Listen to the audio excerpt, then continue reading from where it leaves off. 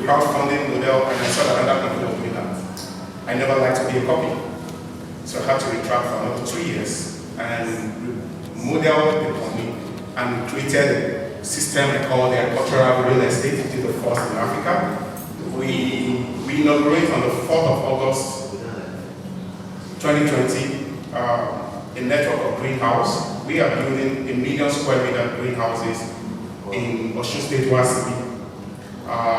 Unique design, everything from us original. We inaugurated with a partnership with Osun State government. All the finance is private, private finance, no government money.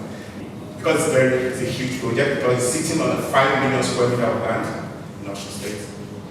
Owned also. And if not for the COVID-19 interference, we should have inaugurated our Abuja snail village, which is the biggest snail farm in Nigeria at the moment. And our target is actually to build the biggest in Africa with 100 square meters of snail farming technology using the vertical technology called the cotton method.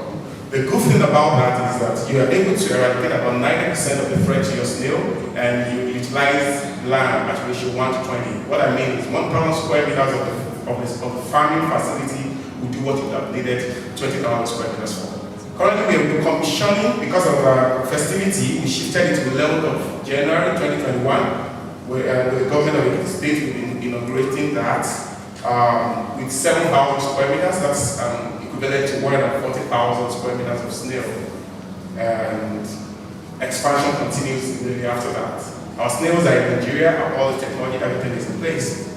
Now, we understood that it is important that we promote food security, because businesses should not just be about making money, it should actually be about nation building. That's the orientation I have. And based on that, if we really need to have a country that is safe, that is crime-free, we need to really enhance food security. And we need to put all the weight we have behind agriculture. And we're doing that in Lagos, in Osun State, to serve the Southwest. And of course, we know that the Southeast also needs food. A lot of food come all the way from the north. I never ever say COVID-19. I believe nobody ever envisaged it. But I always said, what if there is something that will stop the movement of food from the north to the south? What are we going to eat?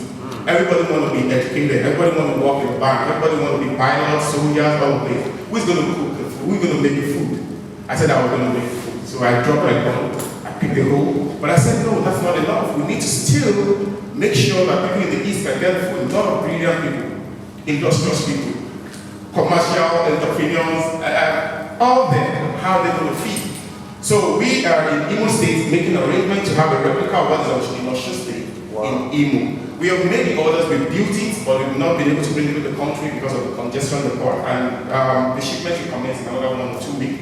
And I believe by second quarter of 2021, Imo State should have a replica of Imo State.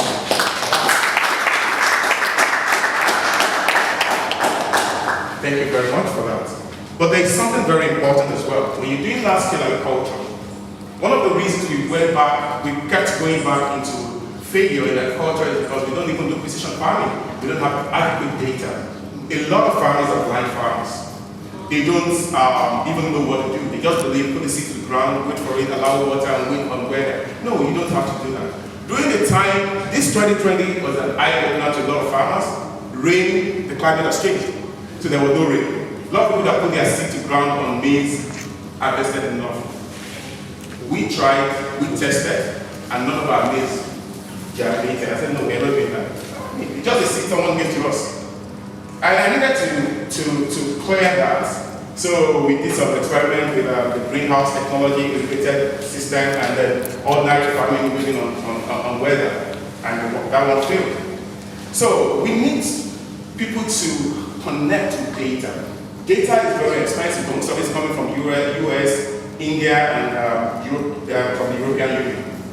And so we need to find a way that data becomes cheaper. I don't mean data by gigabytes and ability to download and upload. I mean agricultural data. So we are setting up the first in Africa, what we call FarmKonnect Agricultural Electronic Extension Service. It's going to be in Oyo State, in Ibadan, and it should be commissioned by March 2021. A place where we can coordinate and manage any of our farms on African soil. using satellite image technology, using electro-optic system and on-site sensors. So we could stay right in there, and I got inspiration while I was in my last 3 years in the Nigerian Navy. I was one of the 5 people that were trained to actually monitor the waterways. And during my time, the Nigerian Navy actually recorded a very wonderful success. If you go on the internet and type MT Maximus, I was the person behind the success of that anti-pirate operation. I worked on it for 8 days without sleeping, and I was walking right inside AC. I could see the ship coming into Nigerian waters from Cote d'Ivoire to after Equatorial Guinea. I think Uganda. There's a country there, about 300 nautical miles away. That's talking about 500 kilometers. You have to talk, and we could do that in agriculture as well. We could sit right in our office. We could use on our phone and see what's happening on our farm. We should be able to know when the plant is getting destroyed, when the animal is being exposed to excess temperature, or when there is a potential outbreak of disease. So the FEGEX is going to be, first of all, to serve FarmKonnect so that any of our investors is protected because we are prompt and proactive, and of course, by extension to other people in agriculture, including commercial or group or cooperative farmers. But 3 more things, then I will round up. Then you have data. You're talking about agriculture. There are 3 things that make agribusiness successful. You have one side, you have what we call the competence. Technology feels in that, knowledge, skills, all of those are good. On the other side, we have what we call finance. For every conference I've ever been to, I hear people talk about finance competence as the key thing for successful agricultural practice. But there's something very important that we need to take serious as well, the character. I went close to a lot of banks. Banks are skeptical about giving farmers money. They say, okay, the farmers get angry, they don't like agriculture, nobody just goes out money, they have procedures and everything. We are setting up a place, it's going to be located with our FEDEX. It's called FEDEX, FarmKonnect Institute of Data and Agribusiness Studies, which will expose people to the importance of data, how to use data in agriculture, as well as how to develop the character of a successful farmer, and of course, the first of its kind in Africa as well. We'll be commissioning it alongside the FEDEX in Ibadan, and it's going to be in Ibadan. So finally, we did a research in 2018, and we looked at the population and the demographics. And we noticed that, okay, about 1/3 of the country's population will always live along the littoral states.